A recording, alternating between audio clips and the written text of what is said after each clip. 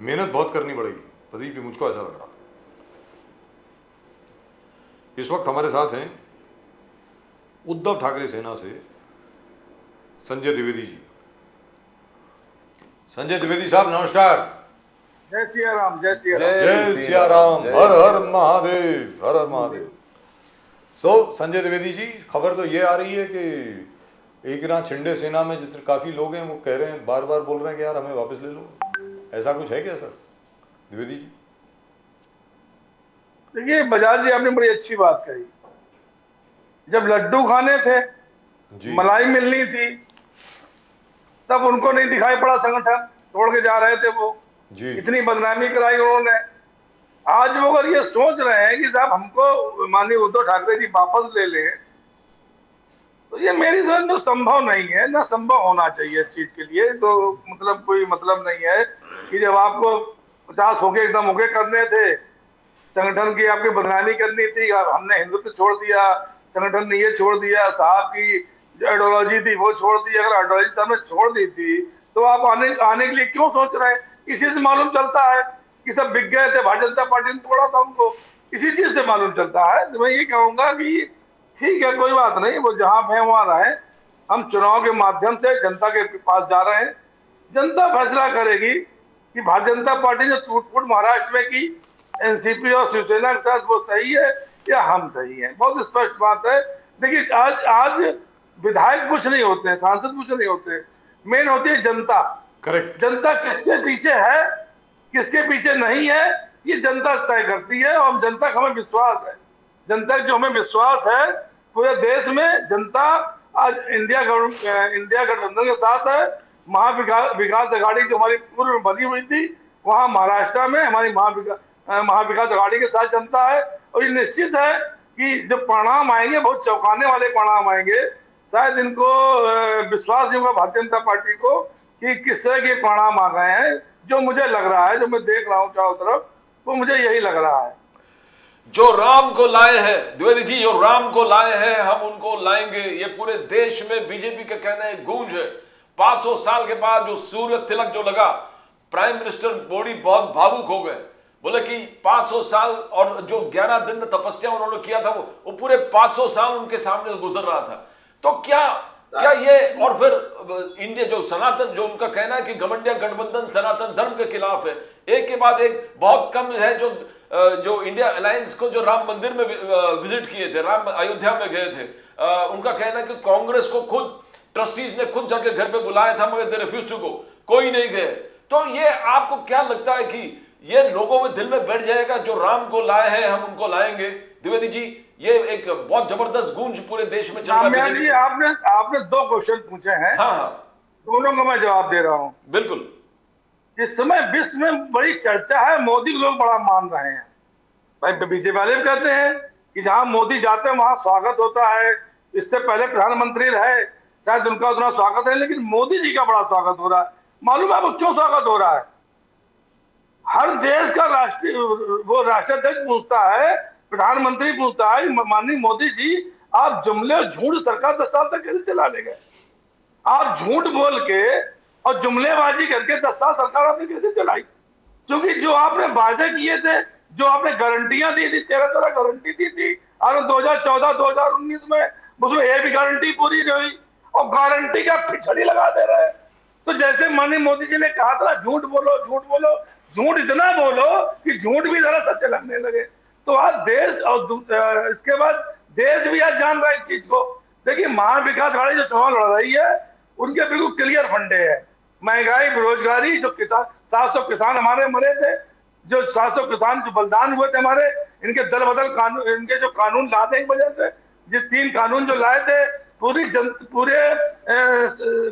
विपक्षी पार्टियां मना कर रही थी कानून वापस ले लीजिए, पूरी किसान आंदोलन पूरा किया था, वापस ले लीजिए, लेकिन उन्होंने नहीं लिया। जब 700 किसानों की हमारी बलिदान हो गए, तब पता नहीं कहां से मोदी जी को सपना आया कि नहीं साहब, अब तो ये हमको तीनों कानून वापस लेने चाहिए, ये कानून सही नहीं। अकाली दल, जो मेन अकाली दल था, जिनके मंत्री ने कहा कि गलत कानून है, इसको आप वापस ले लीजिए, हम नहीं, एनडीए नहीं छोड़ेंगे, लेकिन उस समय भी किसी समझ में नहीं आया। इसी तरह महंगाई आज जो है, बेरोजगारी जो है, जो महंगाई भी, यही लोग कहते हैं सिलेंडर हम इतने में देंगे, पेट्रोल डीजल में इतने में देंगे। क्या हुआ? आज जो डॉलर के दाम है 83 रुपए से ऊपर है, जो डॉलर के दाम है, जिसके लिए इन्होंने मनमोहन सिंह से कहा था कि जब डॉलर के दाम बढ़ते हैं तो देश की वो इकोनॉमी खराब हो जाती है, देश खराब हो जाता है। ऐसे प्रधानमंत्री को इस्तीफा देना चाहिए। अब मैं प्रधानमंत्री जी से पूछ रहा हूँ, जो वो खुद कहते थे, जितना ज्ञान वो देते थे देश को, जब मुख्यमंत्री थे गुजरात के और माननीय मनमोहन सिंह जी प्रधानमंत्री थे, तो अब वो ज्ञान कहाँ चला गया? अब वो चीजें कहाँ चली गई? आप जो बातें देश में कर रहे हैं, हमने कहा भाई हम इन चीजों की लड़ रहे हैं, महंगाई, बेरोजगारी, संविधान की रक्षा करना, लोकतंत्र की रक्षा करना। आप आज क्या लोकतंत्र सुरक्षित है? संविधान सुरक्षित है? संविधान का बदलाव के लिए बार बार 400 सीटें नाम ले रहे हैं, संविधान में बदलाव लाया जाए, संविधान में बदलाव किया जाए। तो इस जैसी चीजें जो जनता देख रही है, मुझे हमें बताने की जरूरत नहीं है। द्विवेदी जी, जो आपको सबसे बड़ा हथियार मिला, ये बात मैं बार बार पूछ रहा हूँ, वो सुप्रीम कोर्ट के द्वारा मिला इलेक्टोरल बॉन्ड्स को लेकर के, उसके ऊपर अभी इतनी चर्चा क्यों नहीं हो रही है? ये पूरा मामला डाइवर्ट कैसे हो गया? मतलब बीजेपी सफल हो गई पूरा मामला डाइवर्ट करने में, हिंदू वर्सेस मुस्लिम करने में, ये कहने के लिए कि भाई अब तो कांग्रेस आ जाएगी तो आपका मंगलसूत्र भी बेच देगी और वो घुसपैठिए जो है उनको दे देगी, जिनके ज्यादा बच्चे हैं उनको दे देगी। कहने का मतलब हुआ, इंटरप्रिटेशन तो यही है कि शायद मुसलमानों को दे देगी, पता नहीं उन्होंने असल में बोला है कि नहीं। लेकिन बजाज जी, आज हमारा सोशल मीडिया का समय है, बहुत स्पष्ट मां से बता दें, सोशल मीडिया का समय है। जिस सुप्रीम कोर्ट ने उसे असंवैधानिक कहा था इलेक्ट्रॉनिक बॉन्ड को, और जिसे प्रधानमंत्री जी ने बाद में उस पर अपने जो उन्होंने इंटरव्यू दिया है, उसमें प्रधानमंत्री जी ने कहा नहीं साहब ये तो सही है। तो जब प्रधानमंत्री, लेकिन ये चीज निश्चित मान लीजिए आप कि इतने करोड़ों रुपए जो पैसा आया है वो कहाँ गया देश में? या इतने जो कार्यालयों में उन्होंने 25 करोड़ रुपए पर कार्यालय, 1000 कार्यालय में लगाया है, वो पैसा कहाँ से आया? अब मैं दूसरी चीज पूछता हूँ आपसे, जब प्रधानमंत्री जी बाहर, देश के बाहर जाते हैं, तो जो यहाँ के उद्योगपति हैं विदेश क्यों जाते हैं? आज जितने गुजरात के उद्योगपति हैं 25-30, सबके आप देखिए विदेशों में कार, सबको ठेके मिले हुए, सब कार कर रहे हैं। ये क्या गलत नहीं है क्या? तो ये स्थितियां जो ये पैदा की जा रही हैं देश में, और देश में जो हमारे अपना देश है, वहां पे इन्हीं उद्योगपतियों को दिया जा रहा है। भाई अडानी जी का क्या काम है एयरपोर्ट पे? एयरपोर्ट अथॉरिटी ऑफ इंडिया देखती है एयरपोर्ट, इनका क्या काम है? आपने डीपीएल बेच दिया, रेलवे बेच रहे हैं आप, LIC में आप जोर लगा रहे हैं। जितने बढ़िया, जितनी अच्छी थी हमारी पीसीओ, जिनमें रोजगार मिलता था, आज उन रोजगारों को आपने खत्म करने की बात करने लगे। रोजगार BSNL भी खत्म हो गया। आप देश में 10 सेकेंड, BSNL भी खत्म हो गया जी, BSNL भी खत्म हो गया। BSNL खत्म हो गया भाई, वो तो जियो चक्कर में खत्म हो गया ना। मैं तो साफ साफ चैनल बोल रहा हूँ, वो तो जियो चक्कर में BSNL खत्म कर दिया इन्होंने। BSNL के अधिकारी, उनसे मेरी बात। तो यहाँ पर आपसे मैं एक चीज पूछता हूँ संजय द्विवेदी जी, एक फिलोसॉफिकल क्वेश्चन है, fundamental question, not philosophical, fundamental question. जैसे BSNL है, जैसे एयर इंडिया है, जैसे BHEL है, जिस प्रकार BAL हुआ करता था, भारत एल्यूमिनियम लिमिटेड या एल्यूमिनियम कॉर्पोरेशन, बाल्को, ये सब जो चीजें थी सर, ये तो देश की संपत्ति है ना जी, किसी सरकार की संपत्ति तो है नहीं। तो किसकी इजाजत से इस सरकार ने एयरपोर्ट दे दिए, बंदरगाह दे दिए, पोर्ट दे दिए, रोड्स दे दी, और अब रेलवे देने की बात हो रही है? सर इस पे आपको लगता नहीं कि कोई कानूनी बहस होनी चाहिए? क्योंकि ये देश की संपत्ति है, इसका प्राइवेटाइजेशन करने के पहले क्या देश की अनुमति ली गई? सर बजाज जी, मैं एक चीज आपसे पूछ रहा हूँ, जो 3 कानून आए थे किसानों वाले, वो किससे पूछे गए? आज संसद और राज्यसभा में ऐसे कानून पास कराए जा रहे हैं जो किसी से पूछे ही नहीं जाते हैं। तो जो संसद भवन, संसद में और राज्यसभा में कोई किसी की इज्जत नहीं है, तो आप किससे पूछेंगे? भाई पहला तो जगह वो है ना, अगर आपको इनमें बदलाव लाना था, इनको बेचना था, तो इस पर चर्चा होनी चाहिए थी। लेकिन वहां चर्चा होती नहीं है, न चर्चा करने वाला कोई है, क्योंकि देश तानाशाही चल रहा है। जो 400 सीट की मांग कर रही है देश में, उसका मेन रीजन ये है कि 2/3 मेजॉरिटी की आ जाए तो संविधान को ऐसा बना देंगे कि चुनाव की जरूरत ही ना पड़े। मैं तो आज क्लियर कट आपसे कह रहा हूँ कि चुनाव आदमी 5 साल पहले देखता है।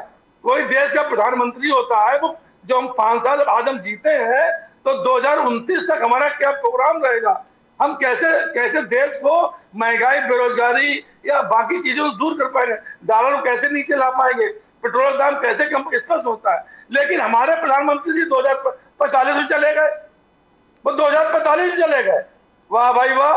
अरे 2045 में तो हम जाएंगे ना, पहले 2029 तो खत्म कर ले, 29 के बाद ही तो उसका नंबर आएगा।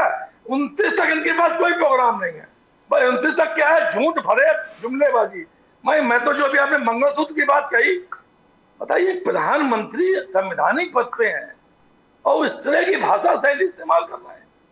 बस तमाम ऐसे शब्द हैं जो मैं बोलना नहीं चाहता हूँ, जो डिबेट में समय भी खत्म होगा, जो पूरी मीडिया जानती है।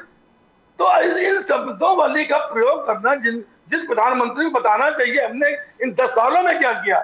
2014 की बात मैं नहीं कर रहा हूँ, 2019 की बात नहीं कर रहा हूँ, लेकिन 2014 10 सालों में आपकी केंद्र सरकार ने क्या किया देश के लिए, क्या विकास किया भाई। सुई से लेके हवाई जहाज तो कांग्रेस सरकार ने बनवा दिया। जितने ढाबा संशोधन केंद्र हैं, IIT हैं, मेडिकल द्विवेदी जी, बाला साहब, आप बाला साहब ठाकरे जी से बहुत पहले जुड़े हुए थे। बाला साहब से आप जुड़े हुए थे। बाला साहब ठाकरे जी का सपना था आर्टिकल 370 और राम मंदिर। आज जितने भी आपके घटक दल हैं, उनके आप मैनिफेस्टो देखेंगे, सब कह रहा है कि हम आर्टिकल 370 को वापस रिपील करेंगे, वापस लेके आएंगे एब्रोगेशन को। सब कह रहे हैं कि सीए को हम चेंज करेंगे, सब कह रहे हैं, सुनिए ना, NRC को हम चेंज करेंगे। ये बाला साहब ठाकरे जी के विचार से आप लोग जुड़े हो, इतने अच्छे तरह से जुड़े हो, ये सिद्धांत को आप कैसे, तो ऐसे लोगों के साथ उनकी जिसका मैनिफेस्टो है जो आर्टिकल 370 को वापस लेके आएंगे, सीए को वापस खारिज करेंगे, NRC को हटा देंगे, तो आप कैसे बर्दाश्त कर सकते हो, कैसे ऐसे लीग में रह सकते हो आप द्विवेदी जी? देखिए रामायण जी, राम मंदिर का मुद्दा था, आपको याद होगा, जो इनका जो आता है पत्र जो आता है जिसमें ये घोषणाएं करते हैं, घोषणा पत्र जिसे बोल सकते हैं आप, शपथ पत्र बोल सकते हैं, जो भी बोलते हैं। वो जब अटल बिहारी वाजपेयी ने NDA बनाई थी, उसके बाद वो आखिरी पेज पे चला गया था राम मंदिर, और वो आखिरी पेज पे आज तक रहा, आखिरी पेज पे। और सुप्रीम कोर्ट ने राम मंदिर को मंदिर निर्माण का आदेश दिया है। भाई कोई सरकार होती, आज अटल बिहारी वाजपेयी, आज माननीय मोदी जी है, तो इन्होंने वहां पे संस्था बना दी। भाई वो तो जो सुप्रीम कोर्ट ने कहा था वहां पे संस्था बनाई जाए, एक ट्रस्ट बनाया जाए जिसके माध्यम से राम मंदिर बने। उसमें मोदी जी या बीजेपी क्या कार्य कर रही है, या बीजेपी ने उसमें क्या कार्य कर दिया? जहां तक 370 की बात कर रहे हैं आप, उसके बाद चुनाव तो आज तक हुए नहीं वहां पे। आज जब कोर्ट ने कहा सितंबर में हम चुनाव कराएंगे, तब जब मोदी जी अब कह रहे हैं चुनाव कराएंगे, वहां पे चुनाव क्यों नहीं अभी तक कराएंगे? वहां पे चुनाव न कराने क्या कारण है? तो ये सब चीजें जो देश को धोखा दिया जा रहा है। ठीक है, हम कहते हैं कुछ जनता जो है 20% लोग जो अभी मोदी जी को मार मान रहे हैं, कोई बात नहीं भाई, यहाँ तो वोट की पॉलिटिक्स है ना, यहाँ को युद्ध की पॉलिटिक्स तो है नहीं।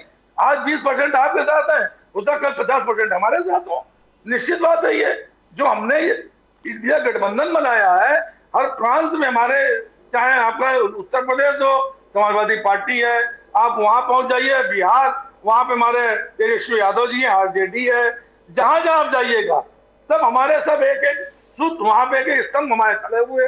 तो जो हमने ये गठबंधन बनाया है, गठबंधन की जो कारण बनने का मेन कारण ये है कि आज जिस तरह से अरविंद केजरीवाल अंदर चले जा रहे हैं, जिस तरह संजय राउत जी अंदर चले जा रहे हैं, जिस तरह संजय सिंह जी अंदर चले जा रहा है, मैं कहता हूं आपने भ्रष्टाचार 2019 में खत्म करने का वादा किया था, बहुत अच्छी बात थी, पूरे जनता ने आपको स्वीकार किया और 303 सीटें दी आपको।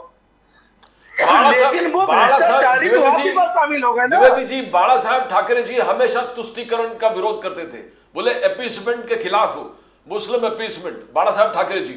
आज प्रधानमंत्री मोदी जी ने मनमोहन सिंह जी के जो बात पूरे देश के सामने उजागर किया कि भाषण में उन्होंने कहा कि first right of resources to Muslims, तो ये तुष्टीकरण का उच्चतम उदाहरण है। तो ऐसे तुष्टीकरण करने वालों के साथ बार बार वही है कि बाला साहब ठाकरे जी के विचारों पर चलने वाले शिवसेना, आप जो जुड़े हुए थे, कैसे आप ज्वाइन कर सकते हो, कैसे आप एक साथ मिलके?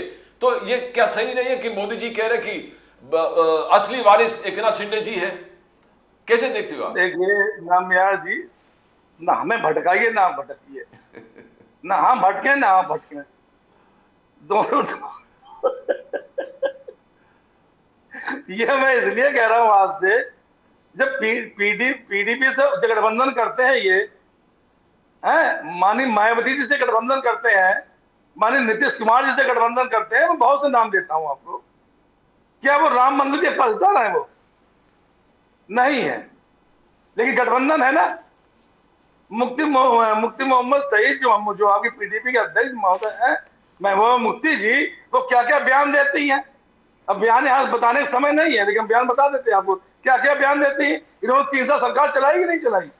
तो देखिए बाला साहब जी एक बात कहते थे, बाला साहब कहते थे, मुझे किसी भी मुस्लिम से कोई शिकायत नहीं, लेकिन जो राष्ट्र विरोधी ताकतों से जुड़े हुए हैं मुस्लिम, या जो भी जुड़ा हुआ है, चाहे हिंदू हो, चाहे मुसलमान हो, चाहे सिख हो, चाहे ईसाई हो, हम उनका विरोध करते हैं। तो तुष्टीकरण क्या भारतीय जनता पार्टी नहीं कर रही क्या? तुष्टीकरण दिल्ली में तुष्टीकरण की भाषा नहीं बोल रही थी क्या? या पश्चिम बंगाल में नहीं बोल रही थी क्या? आप एक उदाहरण लेके आप कुदरत भारतीय जनता पार्टी कि साहब ये चला दीजिए मनमोहन सिंह का, तो कांग्रेस के ये। अरे भाई, हमने गठबंधन किया है कांग्रेस पार्टी से, उनके विचारों से गठबंधन नहीं किया है, उनके सिद्धांतों से गठबंधन नहीं किया है जैसे बीजेपी करती है। हमारे अपने विचार है, हमारे अपने सिद्धांत संगठन के, तो इसमें न तो बाला साहब कहीं विचार अलग हो रहे हैं, न किसी और को हो रहे हैं। अब उनको एकनाथ शिंदे को सिर्फ सिद्ध करना है, क्योंकि गलती वो कर दी है। कितने वोट एकनाथ शिंदे के एमपी को मिलेंगे, ये पहली बार ऐसा हो रहा है। देखिए चुनाव आयोग ने कितनी बड़ी गलती की थी, जब मुंबई में सीट में चुनाव हो रहा था, जहां हमारे विधायक की डेथ हो गई थी, वहां हमने 85 खड़ा किया, जबकि शिंदे के 85 नहीं था, और इन्होंने पार्टियां बांट दी थी चुनाव में। कैसे बांटी भाई? जब शिंदे का 85 नहीं वहां पे है, तो आप चुनाव ने कैसे पार्टियां बांट दी वहां पे? तो ये जो चुनाव का जो पक्ष है, जो चुनाव आयोग है, जो बार बार हम लोग कहते हैं निष्पक्ष नहीं है, सच्चाई है, लोकतंत्र जिंदा नहीं है, आज हमारा संविधान सुरक्षित नहीं है, दल बदल कानून जिस तरह से पूरे देश में धज्जियां उड़ाई जा रही हैं, वो सुरक्षित नहीं है। आज महंगाई, बेरोजगारी, किसान हमारे आज सुरक्षित नहीं है, किसानों के लिए कोई कानून इनके पास नहीं है। हाँ, भाषण जो है माननीय मोदी जी का, जुमलेबाजी और झूठ का भाषण जो देश सुनता है, अब देश सुनता है। भाई मंगलसूत्र की बात की, आज उन्होंने कहा साहब वो खा रहे थे, मीट खा रहे थे 9 रुपये में। अरे भाई माननीय मोदी जी, आप मंगलसूत्र मीट वाले नहीं आदमी बचे हो। 10 साल आपने सरकार चला ली है, अब आइए क्या आपने किया इस देश को, क्या दिया आपने, ये बताइए देशवासियों को ना। मंगलसूत्र है, उन्होंने नवदुर्गा में मछली खा ली, फलाना ये हो गया, चुनाव कराएंगे जम्मू कश्मीर। सर बंगाल में तो खाते हैं, सर बंगाल में तो खाते हैं, दुर्गा पूजा के दौरान मछली चढ़ाई जाती है। तो आपसे कहा ना कि माननीय मोदी जी का स्टैंडर्ड ये नहीं है। सर मैं आपसे कुछ और पूछने जा रहा हूँ। आपने इलेक्शन कमीशन की बात की संजय द्विवेदी जी, इलेक्शन कमीशन अभी तक बोल रहा था कि शिवसेना का 1966 से जो स्लोगन है और महाराष्ट्र में 350 साल से जो स्लोगन है, जय भवानी जय शिवाजी, जय शिवाजी, वो कहते हैं, इलेक्शन कमीशन कहती थी अभी तक, आज तक, कि वो आप बोल नहीं सकते। नोटिस भेज दिया उद्धव ठाकरे जी को, 4 नोटिस भेज दिए। तो उद्धव ठाकरे जी ने कहा कि भाई मैं तो बोलूंगा, वो जो जय सियाराम, वो जय श्री राम जो बोल रहे हैं, और हर जगह पे ये लिख रहे हैं जो राम को लाया उसको लाइए, उसके ऊपर आपने आज तक कभी नोटिस भेजा? इलेक्शन कमीशन ने आज तक नहीं भेजा। हनुमान जी का नाम ले रहे हैं जी। और तीसरी बात क्या है, नाम ले रहे हैं, अभी मुंबई नॉर्थ में, सर मुंबई नॉर्थ में पीयूष गोयल जी की सभा में मंच के ऊपर जय श्री राम लिखा हुआ है, ये भी लिखा हुआ है जो राम को लाया इस बार हम उनको लाएंगे, साफ लिखा हुआ है। और श्री राम की बहुत अच्छी मूर्ति भी है, बहुत अच्छी तस्वीर भी है वहां। वो इलेक्शन कमीशन को नहीं दिख रहा। आज उन्होंने कहा है कि अगर आप स्लोगन सिर्फ मुंह से बोलते हैं तो ठीक है, यानी जय भवानी जय शिवाजी, लिखित में नहीं लिख सकते, लिखित में अगर लिखेंगे तो धार्मिक है। ये क्या है? मेरी समझ के जरा बाहर है सर, ये जरा समझाया जाए द्विवेदी जी। ये समझ, अभी मैंने आपसे कहा था कि हमारे विधायक की डेथ हुई थी, उस पर सीट पे हमारा 85 खड़ा हुआ, और शिंदे जी को उस सीट पे प्रत्याशी भी नहीं था, ना उनको चुनाव लड़वाना था, भाजपा ने चुनाव लड़वाया, तब भी हमारी शिवसेना दो फाड़ में कर दी गई। उनके कागज पे कैसे कर दी गई भाई, कैसे कर दी गई? चुनाव का जो निष्पक्ष नहीं है, जो निष्पक्ष, यही तो मैं आपसे बार बार कह रहा हूँ कि आज अगर सरकार बदलने की जरूरत है, वो इसलिए जरूरत है कि 10 साल में इन्होंने अपना दिखा दिया पूरा रूप कि चुनाव इनके मुट्ठी में, सीबीआई इनके मुट्ठी में, ईडी इनके मुट्ठी में। अब ईडी की कार्रवाई चुनाव से पहले केजरीवाल के ऊपर क्यों हुई? 2 साल से मैटर चल रहा था, जब चुनाव है तभी इनको क्यों रखना था? अब आप कह रहे थे वो तो जेल से इनको वो नहीं मिल रही है, जमानत नहीं मिल पा रही। अरे जमानत कैसे मिल पाएगी? जमानत के लिए सुप्रीम कोर्ट हो, हाई कोर्ट हो या डिस्ट्रिक्ट कोर्ट हो, उसकी एक नियमावली है, उसके नियम है, उन नियम के तहत ही वो जज जमानत देता है। तो वो तो केस ऑटोमेटिक 1 महीना तक खिंच जाएगा। ये चाह रहे हैं कि चुनाव वर्तक वो जेल में रहे, हम जीत वो तो बैकफायर होने वाला है सर, वो तो बैकफायर होने वाला है। जितनी देर तक अरविंद केजरीवाल जी जेल में रहेंगे, 25 से 50 हजार वोट आम आदमी पार्टी के और बढ़ेंगे, ये होने वाला है, सीधी बात। आप कह रहे हो ना, लेकिन अब आप देखिए, अब उनके माननीय राहुल गांधी जी की संसदीय इन्होंने छीन ली, क्या इज्जत इनकी रही? आज की डेट में बांग्ला तुरंत छीन लिया, क्या इज्जत इनकी रही? तो ये चीजें जो हो रही, मैं ये जो आपसे कह रहा हूँ, जो लोकतंत्र की हत्या हो रही, मैं कहने कहता हूँ, मैं कहता हूँ उनका बंगला छीनना उचित है, लेकिन कम से कम न्याय प्रक्रिया में 50 दिन 60 दिन दिए गए थे उस जज ने, जिसने सजा दी थी, तो उतने दिन तक तो कम से कम कार्रवाई नहीं होनी चाहिए थी ना। आप जजमेंट पढ़ लीजिए, जो जजमेंट आया था राहुल गांधी वाला, उसने जज ने ये जब 50 दिन की मोहलत दी थी कि यार उसके बाद हम करेंगे, इसके बाद होगा, तो उतने दिन तो उनको रुकना चाहिए था ना। लेकिन नहीं, अगले दिन संसदी चली गई, अगले दिन बंगला चला गया। तो ये सब चीजें जो हैं वो उनकी संसदी वापस आ गई, क्या फायदा रहा? तो ये चीजें जो हैं, जो इस तरह की कार्रवाइयां हैं देश में, ये मेरे समझ उचित नहीं है। तो नौसिकिया कोई होता है पार्टी वाला, तो वो सब हरकतें करता है ये। लेकिन अभी आपको क्या लग रहा है सर, महाराष्ट्र में अभी क्या लग रहा है? दम आ गया है, जो अहंकार आ गया। द्विवेदी जी अभी तो महाराष्ट्र में आने वाले हैं ना, मोदी जी आने वाले हैं 29 तारीख को सभा भी है उनकी पूना में। लेकिन आपसे मैं पूछ रहा हूं, क्योंकि मुझे लग रहा है कि मामला फंसा हुआ है अभी तक 48 सीटों में, आपको क्या लग रहा है कितनी आएंगी एनडीए को? देखिए, आप हमारा पिछला वोट बैंक देख लीजिए जी। जब से हम अलग हुए हैं, पार्टी टूटी है, उसके बाद जो चुनाव हुए हैं महाराष्ट्र में, हम लोग तो ऐसे निकालते हैं कि महाविकास अघाड़ी हमारी बनी हुई थी।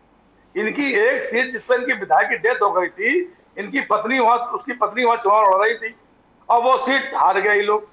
दूसरी सीट इसलिए बच गई क्योंकि उसमें हमारा प्रत्याशी जो निर्दलीय खड़ा हो गया, उसने 20,000 वोट ले लिए, और इसलिए वो प्रत्याशी उनका जीत गया वहां से भाजपा का। तो अगर हमारे वोट कन्वर्ट नहीं हुए वो जीती हुई सीट पे, तो हम कैसे जीत गए? तो ये चीजें मैं कह रहा हूँ, जो हमारा महाविकास अघाड़ी का वोट बैंक जो है वो एक दूसरे में ट्रांसफर होने लगा, और इसी तरह से पूरे देश में जो है। जी, आपका जो उद्धव ठाकरे जी का एकदम स्ट्रेंथ जो बोलते हैं, कोर स्ट्रेंथ, वो है मुंबई कोंकण रीजन, मुंबई ठाणे कोंकण रीजन, मगर वहां पर बीजेपी ने आपको तबाह कर दिया है।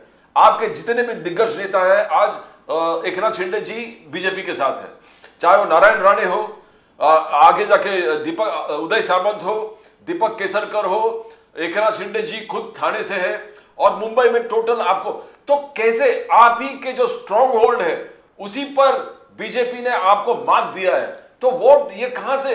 तो बिकॉज ये आपका स्ट्रॉन्ग होल्ड है कोंकण, वहां पर भी आपको डिसमिट कर दिए। नाम्यार जी, हाँ, मैं एक बात बोलने जा रहा हूं जो हमारा 30-35 साल का अनुभव है। हाँ, पार्टियां किसी विधायक, किसी नेता से नहीं चलती हैं। मैं फिर आपको बता रहा हूं, फिर सुनिए आप, जो जनता है वो विधायक से नहीं जुड़ी होती है। नेता 2 से 4% वोट को इधर उधर ट्रांसफर कर सकता है। अगर संजय द्विवेदी का उसमें कोंकण में है तो 1-2% हम दायमा कर सकते हैं, लेकिन जो चलती हैं हमारी पार्टियां चलती हैं, वो पार्टी के जो मूल उद्देश्य होते हैं, जो पार्टी का हमारा अध्यक्ष होता है, उनके हिसाब से चलती हैं। उनके अटल बिहारी वाजपेयी थे, अगर नहीं आज की डेट में, तो क्या 10 साल मोदी सरकार नहीं चलाई?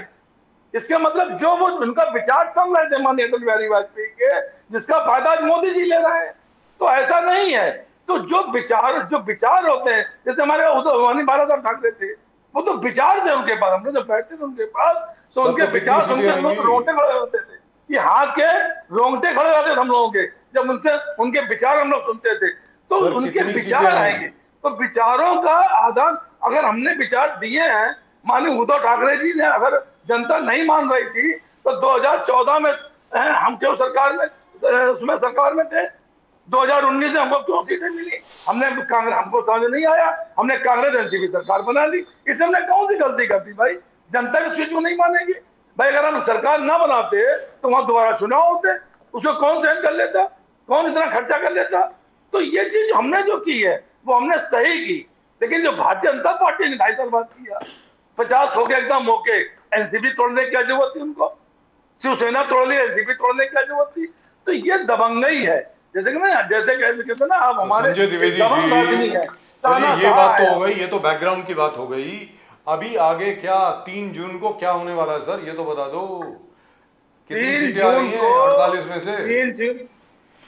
3 जून को जो हमारे गठबंधन का, इंडिया गठबंधन महाविकास अघाड़ी के जो हमारे स्तूप हैं, जो हमारे चुनाव लड़ने के हमारे जो वो हैं, उनसे हमारी सीटें जीतेंगे हम लोग निश्चित। आप जान लीजिए, जनता में भी अब आ गया है, जनता भी देख रही है, जनता भी इनको देख लिया। इन्होंने कहा सिलेंडर बांटे तो सिलेंडर तक कोई भरवा नहीं पाया है, ये आप समझ लीजिए। जो 15 किलो जो 5 किलो 15 रुपए के अनाज दे रहे हैं, 3 रुपए किलो वाला 15 रुपए का अनाज दे रही है, तो 15 रुपए का अनाज से महीना भर नहीं चल रहा किसी आदमी का। तो जो ये सब चीजें चल रही हैं देश में, ये दिखा सकते हैं ये, लेकिन इससे जनता का कोई हित नहीं हो रहा। जनता कहती चलो आपने अनाज हमें दे दिया, तो बीजेपी को कितनी मिलेंगी सर? तेल चाहिए हमें, नहीं सब्जी चाहिए हमें, तेल चाहिए, सब्जी इतनी महंगी, तेल इतना महंगा, तो ये जो अनाज आपने दिया, हम रोज सब्जी किस सब्जी में खाए, किस तेल में बनाए इसको हम? तेल के दाम देख लीजिए आप, जो भी चीजें हैं आप सब देख लीजिए। तो आपने अगर दिया भी है उनको, तो उससे ज्यादा महंगाई बढ़ाते जा रहे हैं आप। अगर आप किसानों को 2000 रुपए दे रहे हैं तो उससे ज्यादा आपने टैक्स बढ़ा दिए। तो जो ये सब चीजें आप कर रहे हैं, इसको जनता देख रही थी कि जनता देखिए हमारी जो होती है उसको देखने में थोड़ा समय लगता है। जनता ने 10 साल तक देख लिया। बेरोजगार जो हमारे नौजवान थे, जिन्होंने 2019 में उनको जिताया था, भरपूर उनको जिताया था, मैं फिर आपके चैनल पे कह रहा हूँ, वही नौजवान आज इनसे किनारे हो जाएंगे, आप देख लीजिए। देखिए तो कितनी सीटें आएंगी सर, आप नंबर क्यों नहीं बता रहे? ये विश्लेषण तो हम लोग बहुत बार कर चुके हैं, कितनी सीटें आएंगी? 40 से ऊपर महाराष्ट्र में अगर आप पूछे हमसे, वहां 40 ऊपर सीटें आ रही हैं एमवीए की। ये एक दिहाई में महाराष्ट्र विकास अघाड़ी की आपके मुताबिक 40 से ज्यादा सीटें आ रही हैं? 40 से ज्यादा सीटें आ रही हैं, बिल्कुल स्पष्ट। क्या बात है सर, चलिए सर, थैंक यू सो समीकरण आप मच। छोड़ दीजिए ना, उसका समीकरण देखिए, हमने ऐसे नहीं कहा आपसे। आप कांग्रेस कितना वोट है, एनसीपी कितना वोट है जी, और हमारे शिवसेना उद्धव ठाकरे कितना वोट परसेंटेज है, आप जोड़ लीजिए, आप जोड़ के देख लीजिए सर वो तो तब मालूम पड़ेगा, क्योंकि एनसीपी 2 हो गई हैं, शिवसेना भी 2 हो गई हैं, कोई फर्क नहीं पड़ता। कांग्रेस 1 है। कांग्रेस आधा हो चुका है अमित शाह के हिसाब से। नहीं बजाज जी, देखिए विधायक आगे अलग हुए ना जी, हुए विधायक अलग हुए ना। राज ठाकरे ज्यादा तो शिंदे जी का जोर नहीं है ना, माननीय राज ठाकरे जी का शिवसेना से अलग होने के बाद उतना जोर तो नहीं इनके पास है ना, 1% वोट उनका है। तो अगर शिंदे अलग भी हुए हैं तो आधे % से कम इनका वोट आएगा, वो आधा % भी ना आए, उससे कम % इनका वोट आएगा। आप देख लीजिए चुनाव 3 जून में निपट जाए। और हमारा जो वोट बैंक है, देखिए हमने आपसे फिर मैं कह रहा हूं, और अगर आप जो बोल रहे हैं अगर हो गया, अगर आप जो बोल रहे हैं वो वैसा का वैसा हो गया, तो शिंदे साहब के लिए तो बहुत बड़ी मुश्किल हो जाएगी साहब, उनकी तो होने वाली मुश्किल है, हो नहीं जाएगी, हो गई मुश्किल उनके लिए। जो आप कह रहे हैं ना, उनके लोग जो है शिवसेना उद्धव ठाकरे संग आना चाह रहे हैं, खबर आई है सर, तो आप इसीलिए कह रहे हैं, खबर आई है, वो भी जान गए इस चीज को, खबर आई है सर। हर एक कोई फोन कर रहा है, किसी के वाया बातचीत करवा रहा है कि यार वापस आना चाहते हैं, हम लोग तो फंस गए वगैरह वगैरह, हमें बेवकूफ बना लिया गया, पता नहीं क्या कुछ, ये सब चीजें चल रही हैं। लेकिन खैर फिलहाल thank you so much sir for joining us. Sanjay Dwivedi ji बहुत बहुत धन्यवाद आपका। जय सिया राम, हर हर महादेव।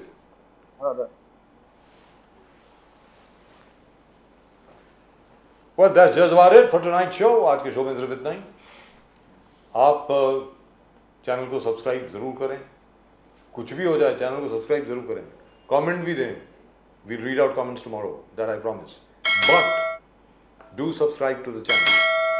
प्रदीप जी और मेरी तरफ से आप सब लोगों को जय हिंद, जय महाराष्ट्र, जय भवानी, जय शिवाजी, वंदे मातरम, वंदे मातरम, जय सिया राम, हर हर महादेव, हर हर महादेव।